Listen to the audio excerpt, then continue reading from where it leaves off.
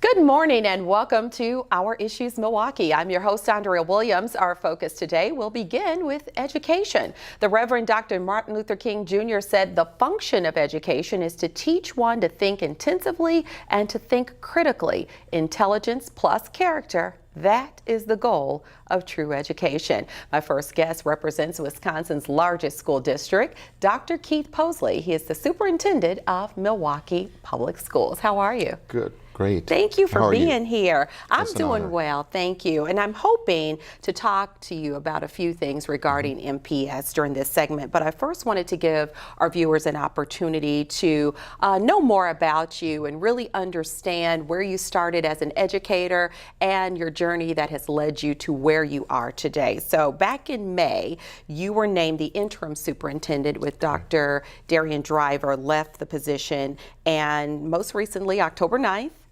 you were unanimously voted by the Milwaukee Board of School Directors to take on the role permanently. Talk about what this position means for you.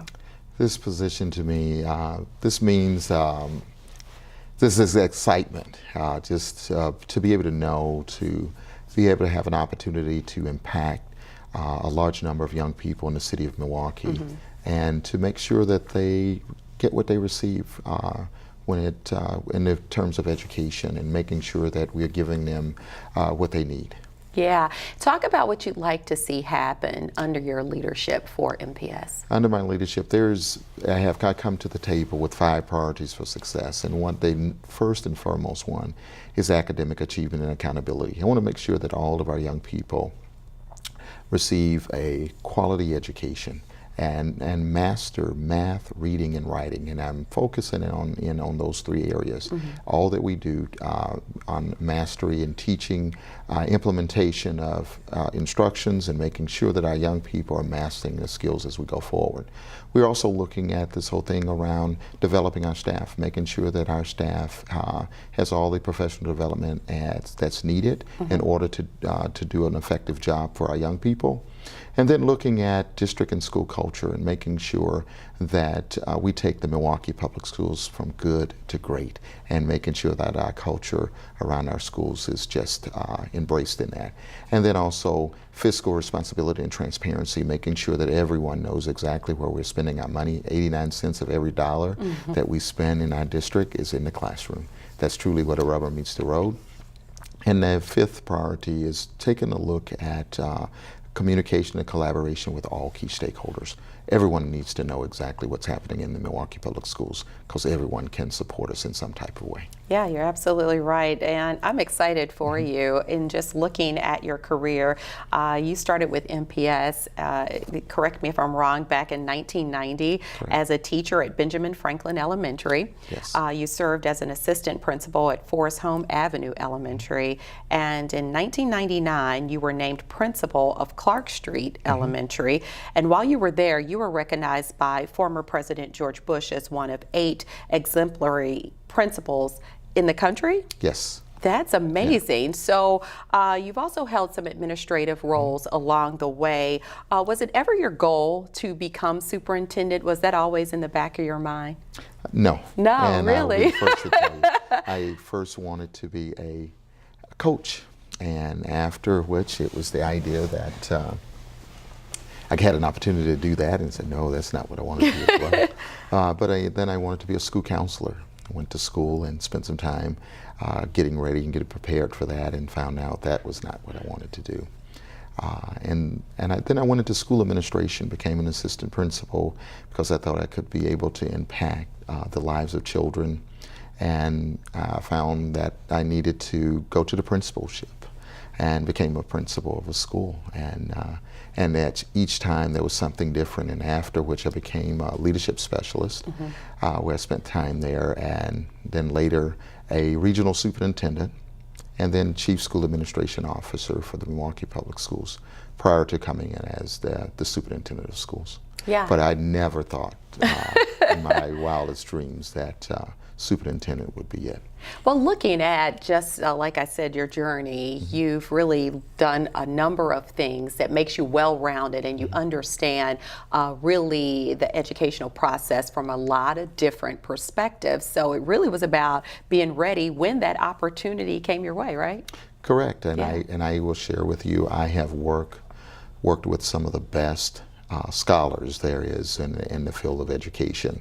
I've had an opportunity to sit under the tutelage of a number of outstanding superintendents, going back to Dr. Spence Corte, Mr. William Andrikopoulos, as well as Dr. Gregory Thornton, and as well as Dr. Driver. Have had an opportunity to work hand to hand with a number of individuals, a number of teachers, a number of administrators that's in the district that have had an opportunity for a great learning experience. Yeah, that's good stuff. And one of the first actions you took in your interim role was to slash $13.2 million from the central offices and restore $11.6 million that had been cut from classrooms for this year's school budget.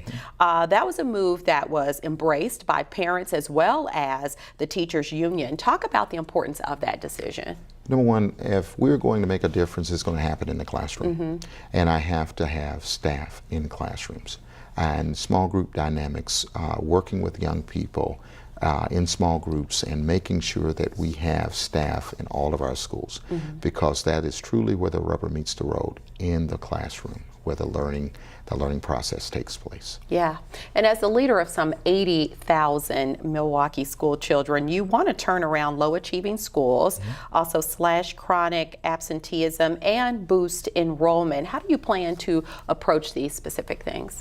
Well, the enrollment piece, we have this summer, we spent time knocking on doors at every location around, at a number of locations around the city, canvassing the neighborhoods and talking up the Milwaukee Public Schools and talking with families and prospective families to get them there.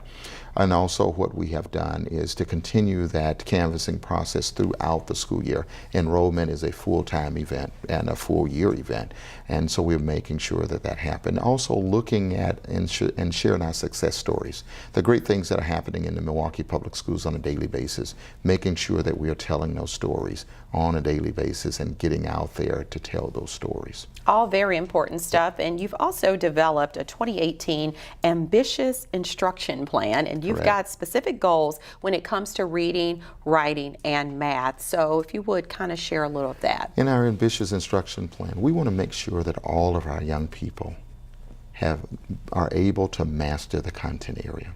And what we're looking at doing in cases to try to make sure that we're able to double dose when it comes to reading. And what I mean by that, have a regular reading block, and for young people that need an additional reading block, allow them to have that additional reading block, but with more authentic type of reading. Trade books, things that they like, things that they can see themselves in. You know, like I share with people everywhere I go, the newspaper, I love the newspaper, but one of my most important places is sports section. And I pull it out and I read it before I read anything else. And so it's the same thing with young people, to get them attached to reading and the love for reading and ongoing reading, and also looking at ways to create individual growth plans for each one of our young people, so they know exactly what they need to do in the area of reading, exactly what they need to do in the area of mathematics, and exactly what they need to do in the area of writing. And I think if we build that foundation, they can do it, young people can do anything they desire in this world, because they have that solid foundation, that solid academic foundation. One of my measures that I went forward to do is to meet with all of the deans of the schools of education here in the city of Milwaukee, and I asked for all of the student teachers, asked for individuals that needed to do field placements, I asked for individuals that needed to do community service assignments.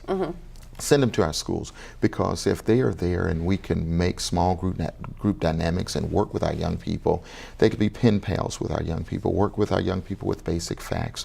They can read to our young people and have our young people to read to them. And I just think the more more hands and minds and hearts that we can get into classrooms, the better off our young people will be.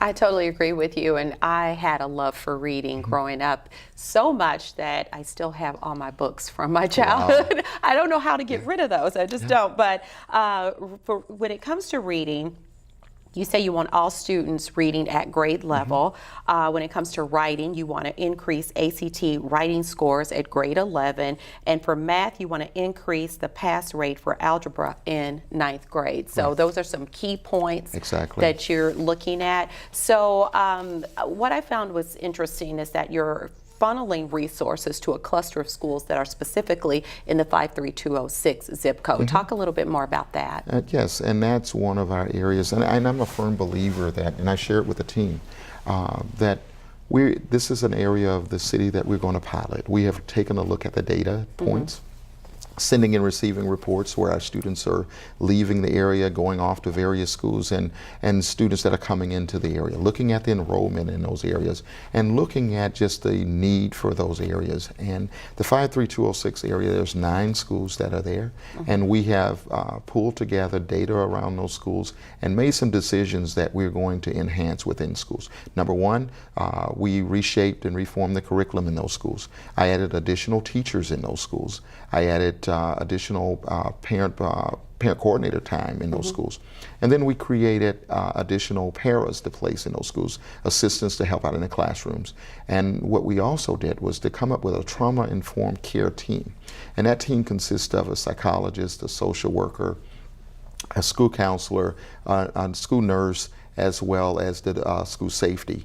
And then I have 2 schools, our Avenue as well as North Division, where we have hubs.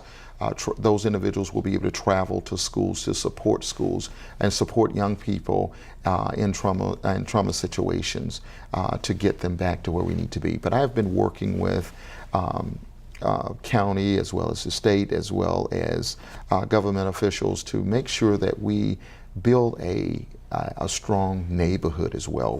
We're looking at things that we can do with families, and by days we're looking at this whole thing around a lighted schoolhouse model in those areas. In the daytime it's going to be young people learning, and in the afternoons our goal is to make sure that that learning transfer to adult learning and providing and getting them ready for the job force as well. And if we build strong neighborhoods, we will most definitely have a strong school. Our young people, we want to make sure we're looking at some issues around transportation in those areas now, making sure that our young people have safe passages to and from school.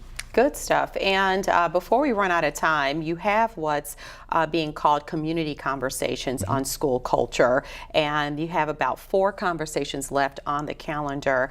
We're going to put those dates on the screen. It's Monday, November 5th, November 7th, and November 12th at Milwaukee High School of the Arts, Bayview High School, and Central Services. Parents can really show up to whichever one of these fits their schedule. If you would quickly tell us what that's all about. And basically what is going to happen, we're going to walk through our ambitious instruction plan in the area of math, reading, and writing. And then after which we're going to talk about our OCR resolution and kind of walk our families through that particular piece and talk about some of the things that we're doing and safety nets that we have for our young people so that they are successful in our schools on a daily basis. And then we will also give parents an opportunity to give us some advice about some things that can be done, some things that they would like to see happen with a young person on a daily basis. And then what we will be doing is drafting all that information, taking it back, and it will inform the decisions of how we move forward as a district. Good stuff. I keep saying good stuff, but it really is, it's a breath of fresh air when you hear that there are things in place, and communication is key when it becomes the relationship between the parent and the educator. So it is really great news, and I hope that people definitely take advantage of this. One last thing. Yes. If you had to give yourself a grade up to this point, what would it be? Oh wow, that's a tough one. That's putting you on the spot. And it's very difficult. And I would say right now, I would say in progress. In progress. Yes, All right, good progress, answer. I would say. We're in great. progress, but I will share with you we are going from good to great. And I will share with you that we have to go in progress. We just don't go from 0 to 100 overnight. It's going to take time. Absolutely. And we're willing to put in the work, the time, the effort, and I know it's going to pay off for our young people. Well, thank you so much for coming by. Appreciate your time. Thank you. And all the best to you. Dr. Keith Posley, he's the superintendent of Milwaukee Public Schools, and for more information on anything that we've discussed today, you can visit their website at mpsmke.com. When we return to our Issues Milwaukee, we'll meet a representative from the Boys and Girls Clubs of Greater Milwaukee. We'll discuss some of their outstanding programming and how they are celebrating girls right after this.